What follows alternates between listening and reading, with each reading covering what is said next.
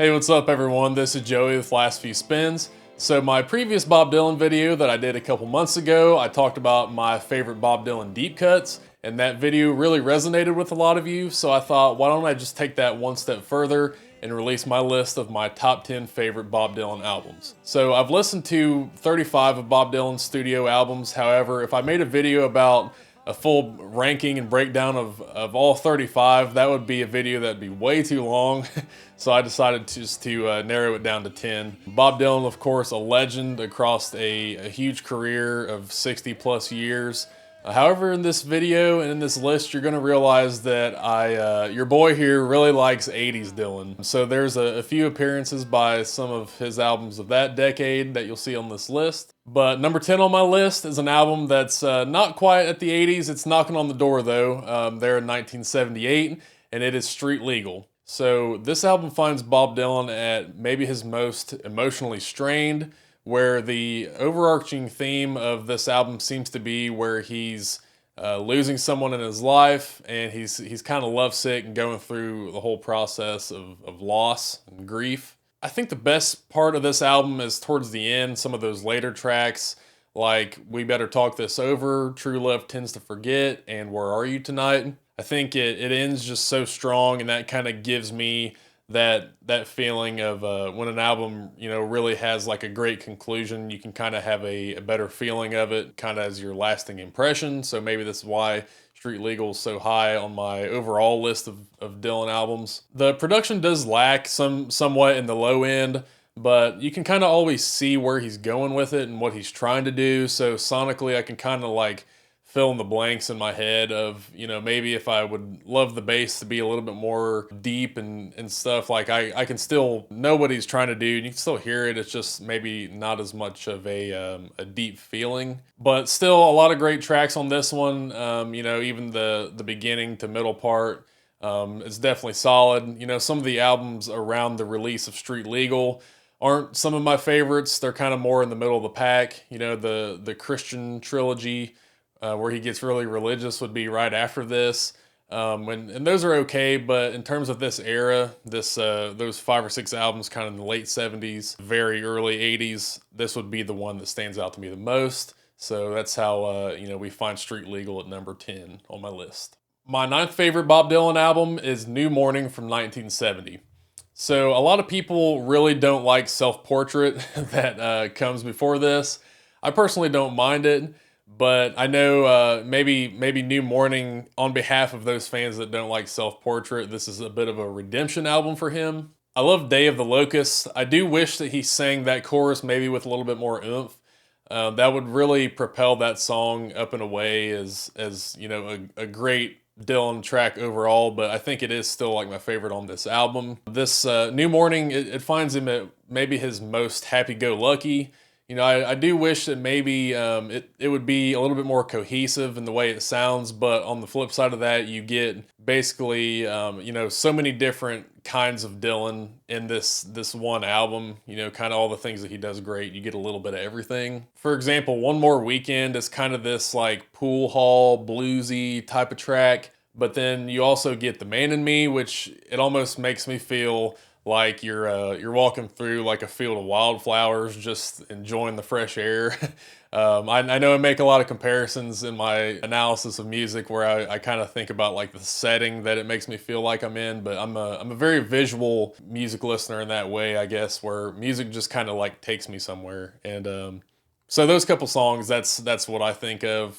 2 very different settings, I guess. So not a lot of highs on this album, and not a lot of lows on New Morning either, but it's just a solid mishmash of tracks that, it's solid enough to land itself in the number 9 spot for me. My 8th favorite Bob Dylan album is Down in the Groove from 1988. So I mentioned before that I have kind of an affinity for 80s Bob Dylan albums, and this one is no different. It does come in pretty short at 32 minutes. Which is definitely fine by me. I'm not against shorter albums like that if they can still pull something off that's a quality, collection of tracks. But I know Down in the Groove is definitely one that gets a lot of hate within the Bob Dylan fandom. I'm not sure why, to be honest with you. I mean, I've read people's reasons and whatnot, but for me, this is one that I personally dig quite a bit. I guess the thing that would take away a little bit from Down in the Groove is the fact that some of my favorite tracks are cover songs, such as Rank Strangers to Me and Let's Stick Together. I just think that they're overall so well done that I still hold them in pretty high regard, even if they're not penned by Bob Dylan himself. I do mention Rank Strangers to Me in my other video talking about my favorite Bob Dylan deep cuts. I just think it's one of those, whenever he sings that chorus, his voice is just so rich and full. It's one of my favorite moments in Dylan's discography is his performance within that song. When Did You Leave Heaven has some of the heaviest 80s production in terms of the drums that we see in the entire Dylan catalog. But I really enjoy that aspect of it. Maybe that's one of the things that people don't like is kind of that 80s-ness of it. Not something that I am gonna give any negative feelings towards because it's kind of my thing. Death Is Not the End. It's somewhat of a spiritual holdover, it feels like, from some of Dylan's more religious tracks from earlier in the decade. That's one that, once again, just a great emotional track. Down in the Groove, you know, like I said, it's not one that a lot of people like, but it is one that resonates with me personally, so that's why we find it in the number 8 spot on my list. But number 7 is going to be one of Bob Dylan's most quintessential albums, as he was on his way with his meteoric rise in popularity in the mid-60s. We're talking about Highway 61 Revisited from 1965. Of course, leads off with the classic song Like a Rolling Stone. Between that, Queen Jane, and Desolation Row, I appreciate their classic appeal, but I do think they all go on a little bit too long. They maybe kind of overstay their welcome a bit. And I know those tracks are full of storytelling and heart, but in my opinion, I just think you could easily shave like 10 minutes off this album, and it would be something that I could hold a little bit higher on this list, where I'm sure most of you have it. Just some of the more, you know, repetitive type of tracks, and he does this throughout his entire discography. It's not really unique to this one album. In fact, there are times where I think he does this where it doesn't get quite as, it doesn't bug me as much as maybe like some of this. I mean, I love Desolation Row, how it sounds, but what is it, like 11 or 12 minutes long? It's just let's wrap it up, Bob. Like that's all I'm saying. With that being said, those tracks do carry the album. You know, they are the positive aspects of this album for me. It's just that there are things that I would change about it, you know, simply put. But then, you know, some of the other tracks that are more rockabilly sounding, those are the ones that kind of don't vibe with me as well. Like the title track, for example, Highway 61 Revisited. I think something like that would sound really great if you're back there, you know, rocking right along with Bob live, you know, in that setting. But for me, listening to this studio recording in the 21st century, I think some of that magic is just kind of lost on me. And that's coming from somebody that, you know, I'm kind of starting to like 60s music more and more. But just some of this more rockabilly, just real busy rock songs of the time, they just, I don't have an ear for it, apparently. Maybe not yet. Maybe they will come to me eventually, and I'll start to appreciate them more. So I can still, you know, recognize a lot of greatness on Highway 61 for sure. That's why it does at least find itself on this list in the number 7 spot. Just a few little nitpicky things that I would change about it though. So on the back heels of Down in the Groove is my 6th favorite Bob Dylan album, and that is Oh Mercy from 1989. Now this is one that a lot more fans could kind of get behind. It seemed like there was a bit more critical appeal with this one. You know, like the song Most of the Time, just another great lovesick ballad that it'll have you listening to it, and you know, after hearing kind of the story that Bob's telling, you just want to be like, "Damn, Bob, I'm sorry you're going through that, man." I mean, it's just got that way of like pulling on your heartstrings. And at the middle part of that album, you have What Good Am I? That's also there with Most of the Time, and it really gives us a really strong duo of slower tracks within that part of the album. That certainly stands out to me to be the highlight of the album. Every song on Oh Mercy possesses some of Bob's greatest arrangements. I feel like the production is, you know, really stellar, and also we find Bob and his songwriting to be very inspired at the moment. I do think Oh Mercy was probably like his last great album that he ever released. I know some of the stuff like in the 90s and 2000s, Time Out of Mind, you know, I can't remember exactly what year it is, 97 I think. You know, that's kind of held in pretty high regard, but some of those albums of that later era, I can't quite click with. So I do think Oh Mercy is his last great album. There are some songs from, you know, later on that I like, but at least Oh Mercy was proof that Bob could produce a great collection of tracks nearly 30 years into his career, which not many artists can say, to be honest. So we're about to break into my top 5 of my favorite Bob Dylan albums, as we're gonna crack into the 80s one more time. Actually, it's not the last time, but once again here we're gonna be talking about Empire Burlesque from 1985. So I think that Empire Burlesque is overall maybe a better 80s album than it is a Dylan album, if that makes sense, in the scope of its impact among Dylan fans. And how I can separate this album from some of his more classic ones is the fact that this one just simply makes me move. It just has like a quality that you're just always moving. There's always something going on that's it's undeniable in terms of the energy within this one, in my opinion. Tight Connection to My Heart has such an infectious groove that is undeniable, as poor Bob's trying to look for his love. Trust Yourself is the same way. About 2 minutes in, and it kind of breaks into this jam that I'm a big fan of. When the Night Comes Falling from the Sky, another great track from this album. I probably prefer the later cover of this by the Jeff Healey Band that I actually discovered before I knew the Bob Dylan version, of course, from watching Roadhouse. I probably Googled it or Shazammed it or something when I was watching Roadhouse a long time ago and figured that one out. But overall, it's proof that, you know, a song like this can be kind of interchangeable with artists and styles and still rock either way.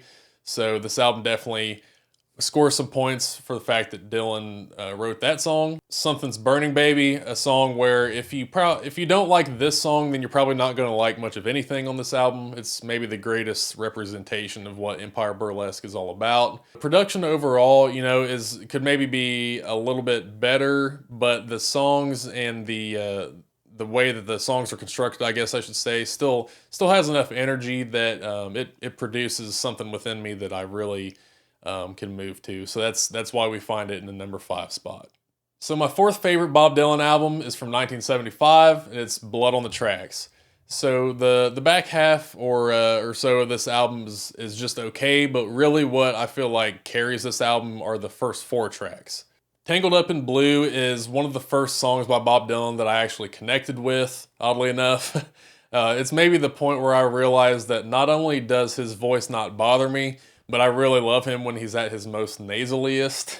Simple Twist of Fate and You're a Big Girl Now are both a couple kind of similar subdued songs where he's just strumming along on his guitar and then he kind of ramps it up and you're like, whoa, you know, and then he comes back down and he kind of settles back into that strumming pattern. But that push and pull really works for me. Of course, with also that harmonica solo on Simple Twist of Fate, that's classic Dylan. I love that. So if you've seen my other Bob Dylan video about my favorite deep cuts, you would know that I really love Idiot Wind. Of course, this comes as the 4th track here on Blood on the Tracks.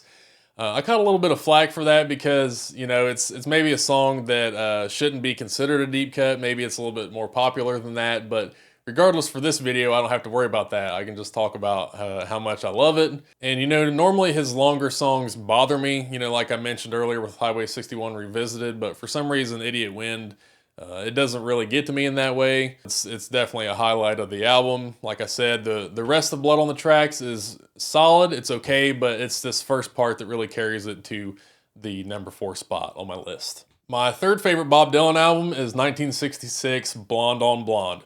So this would be the first album after the mega popular Highway 61 Revisited that of course would have the explosive hit Like a Rolling Stone.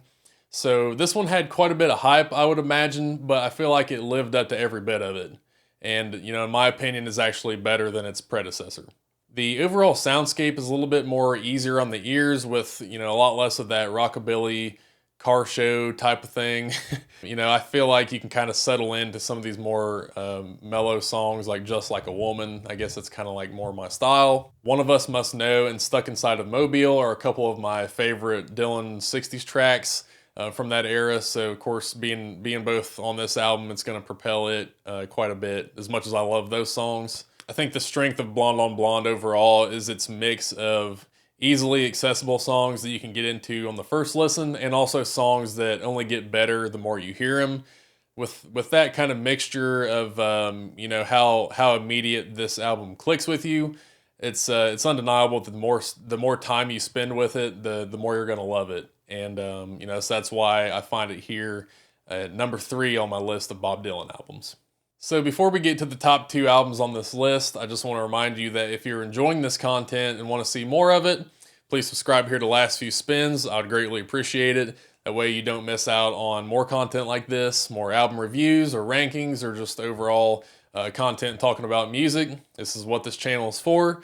Also, like the video, and that way the YouTube algorithm can know that it's a good video and show it to more Bob Dylan fans such as us. But to get on with the list, we're for the last time, and what is this, the 4th or 5th album that I've included from the 80s? We're talking about Infidels from 1983 as my second favorite Bob Dylan album. So I really love Infidels, like a lot. So even though I've mentioned a lot about liking Dylan's 80s output, I kind of feel like this one is decadeless. It doesn't really belong in one point in time in the sphere of, you know, music history. It just kind of sounds like its own thing. You know, it leads off with the reggae-ish type of track, Joker Man, and that's one, just some really clever lyrics, and it kind of like jolts you like, whoa, what is this album gonna be about? Like, what is this? So it ebbs and flows with that type of sound and like kind of more of a rock sound as well, but it kind of settles back into that more chill, vibey type of song with License to Kill. Bob was really feeling himself with this one. He's got just such a quiet, like, coolness within it, sort of a confidence that I can really appreciate. So Man of Peace is also a Bob Dylan track that I really love. I mentioned on my Deep Cuts video as well. Kind of tells a story of this, Bob's given us this warning that sometimes people that come and think, you know, they act like they're going to be your savior and just save the day, that actually those people can have some bad intentions and end up being quite evil. So it's quite a clever, you know, theme for a song, and has some really catchy rhyming schemes within it, as he always circles back around to sometimes Satan comes as a man of peace.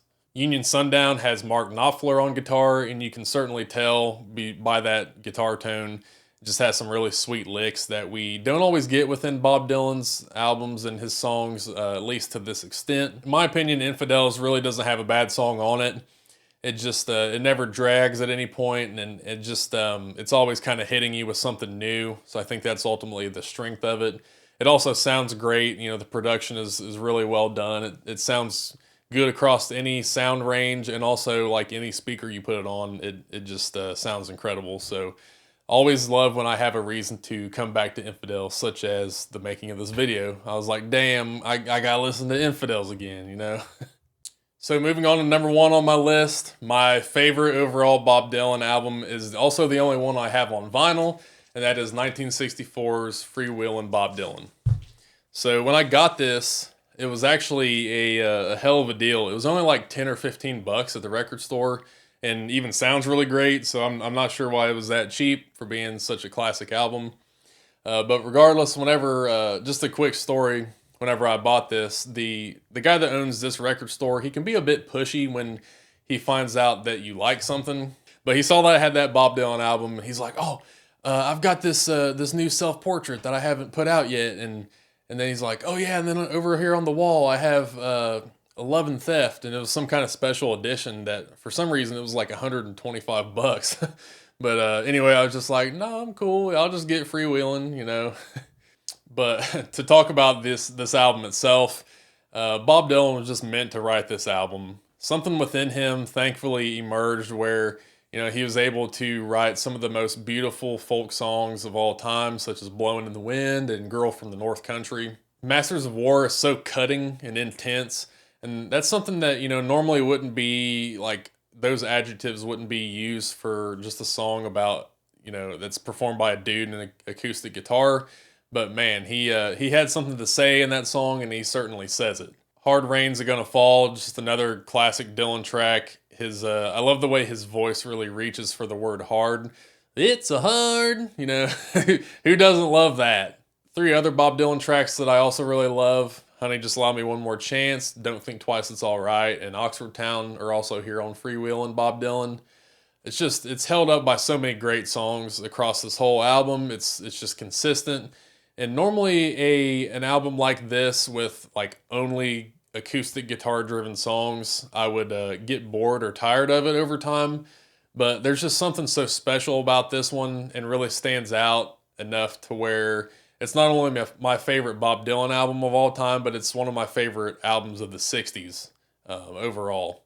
So there are probably many of Bob Dylan's albums that were worthy of this #1 spot, but that's just a testament to how great of an artist he was. I certainly think you can't go wrong. But anyway, this wraps it up for my video here talking about my favorite Bob Dylan albums. I'm a real nerd about ranking albums and stuff like that, so please leave your rankings down in the comments. I'd love to see them. We could keep that discussion going down there. But before we do all that, I just want to tell you how much I appreciate you taking your time out of your day to sit and hang out with me a little bit as I talk about Bob Dylan. It's greatly appreciated. But until the next video, I just want to say, hope you all have a great rest of your day or night. Thanks for watching. How does it feel?